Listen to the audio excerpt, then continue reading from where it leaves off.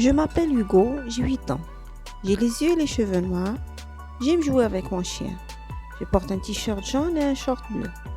Je suis espagnole et j'habite à Séville. Je vais tous les jours à l'école. Bonjour, aujourd'hui on va voir la deuxième partie de la description, c'est le portrait. C'est quoi un portrait?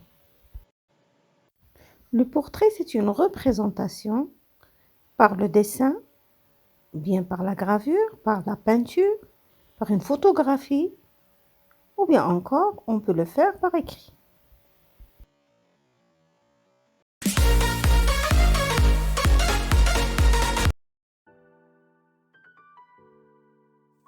Donc, pour rédiger un portrait, nous devons d'abord définir c'est quoi une caractéristique. Une caractéristique, c'est un signe distinctif, un trait particulier qui permet d'identifier le personnage. Il y a bien sûr des caractéristiques communes à tout le monde, par exemple le nez au milieu du visage. Mais ici, on cherche des caractéristiques propres à certains individus qui peuvent les qualifier, qu'elles soient physiques ou bien morales. Pour cela, il faudra rédiger 2 paragraphes. Un pour décrire le personnage physiquement, c'est-à-dire décrire ses traits physiques, les parties de son visage, de son corps avec précision. Et puis un deuxième paragraphe pour le décrire moralement. C'est-à-dire on doit parler de son caractère, ses défauts, ses qualités, ses pensées, son état d'esprit, son passe-temps, ses habitudes.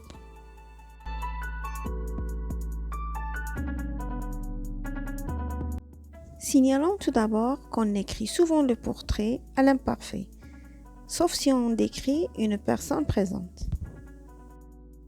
Maintenant, pour écrire un portrait, il faut savoir 3 choses. Les caractéristiques physiques, les caractéristiques psychologiques et puis les moyens pour caractériser.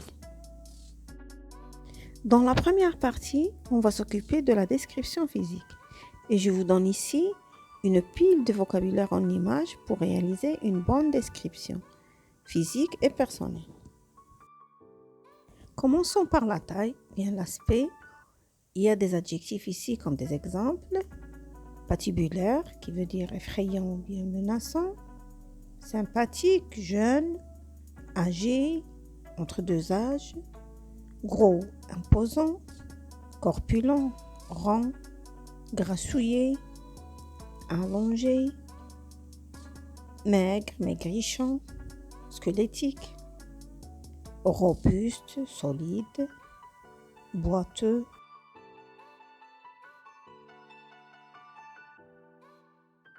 Puisqu'on ne peut pas citer tout, je vous ai assemblé ici des exemples d'allure générale.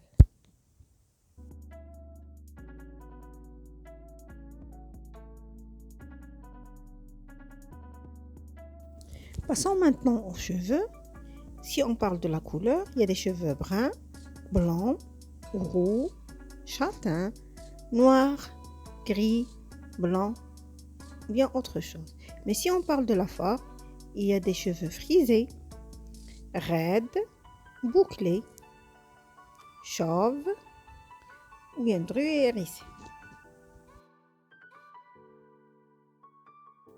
Pour le visage, on peut parler de sa forme et on peut utiliser des comparaisons, rond comme une bille, ou bien encore on peut exprimer par exemple les signes du temps sur le visage. Et on dit un visage ravagé par le temps. On peut parler aussi de la mine, ridée, fanée, fatiguée, c'est-à-dire le contraire, c'est fraîche et épanouie. Ou bien du teint de sa peau, mat, basané, bronzé, et ainsi de suite. Pour la peau, on peut parler soit de sa couleur, soit de son aspect, ou bien tous les deux. Pour les yeux, on cite soit la couleur bleu, vert, marron, noisette, ou bien sa forme ici, des yeux bridés, des yeux globuleux, ou bien exorbités, des yeux en amande, ou bien un borgne.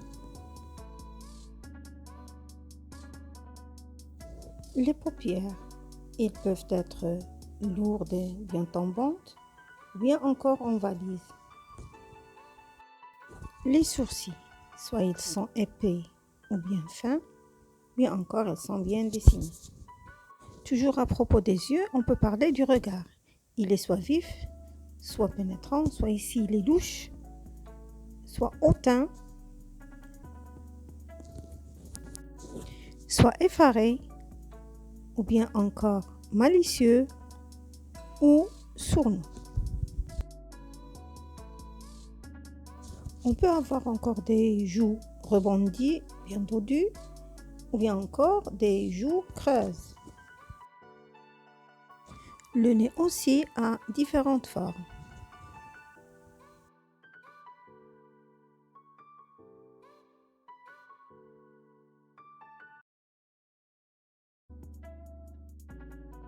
Pour la bouche et les lèvres, les traits distinctifs, on peut avoir des lèvres fines ou bien épaisses et charnues. On peut avoir encore des lèvres ourlées. Le sourire peut être éclatant, triste, forcé, carnassier. La voix peut être aiguë, rauque, douce, éraillée ou bien perçante.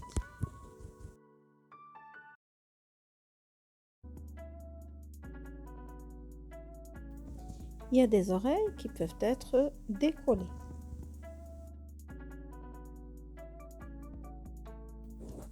Le front peut être dégagé ou bien large ou bien ridé.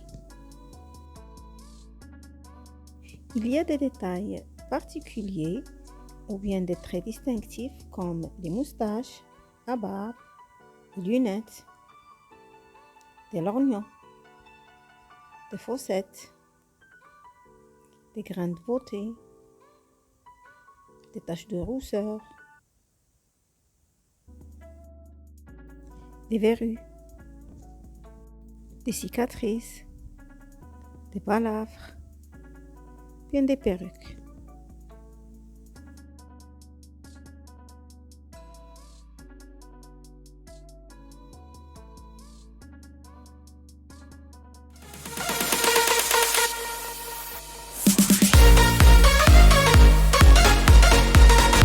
Passons maintenant aux caractéristiques psychologiques ou bien au portrait moral. Le portrait moral présente tout ce qui n'est pas visible, c'est-à-dire les qualités ou bien les défauts, les goûts, les habitudes. Commençons toujours par l'allure qui peut être rapide, lente, désinvolte. Et la démarche du personnage, bien de la personne, il peut sautiller, se pavaner, gambader, clopiner ou bien encore boiter.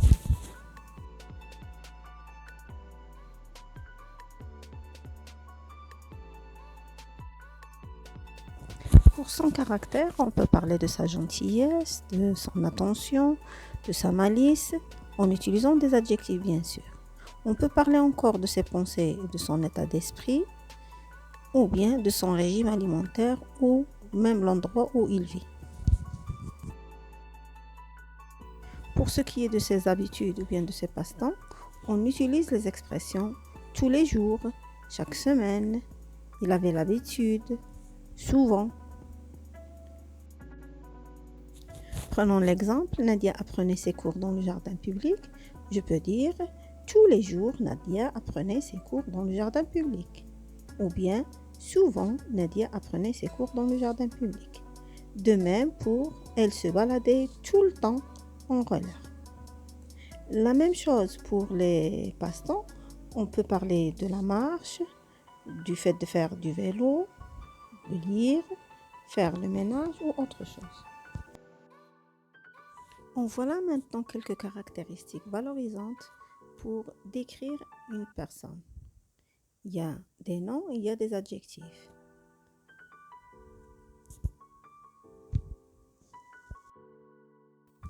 Puis d'autres exemples d'adjectifs dévalorisants.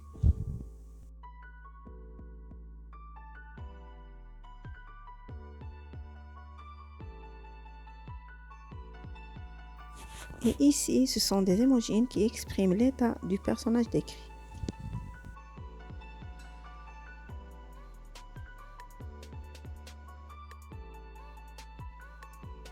Voilà maintenant quelques moyens de caractérisation. En plus des adjectifs qualificatifs ou d'adverbes, on parle de la comparaison, c'est-à-dire le rapport de ressemblance entre deux éléments. Prenons l'exemple, Brahim est plus gentil qu'Hicham. C'est une comparaison de supériorité. Brahim est moins attentif qu'Hicham. Donc ici, une comparaison d'infériorité. Ou encore d'égalité, Hicham et Brahim sont aussi généreux que leurs parents. Le deuxième moyen, c'est la métaphore, c'est-à-dire c'est la comparaison sans outil. Je dirais par exemple, il m'a brisé le cœur, ou bien les perles de sa bouche brillent de leur propre lumière. Le troisième moyen, c'est l'hyperbole, c'est le fait d'exagérer dans sa description. Je dirais par exemple, je suis mort de fatigue, ou bien c'est un géant, pour dire qu'il est très grand.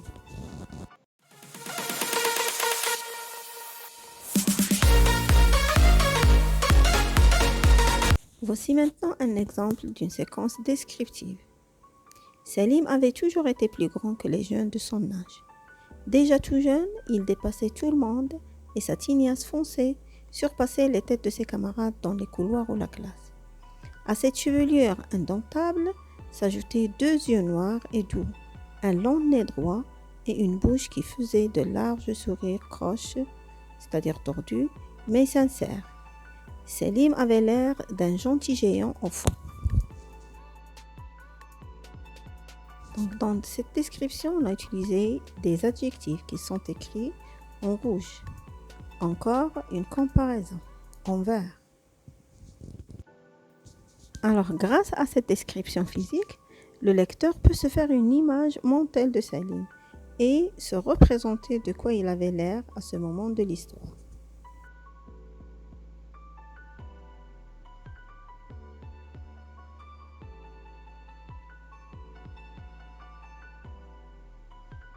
Passons maintenant à des exercices d'entraînement.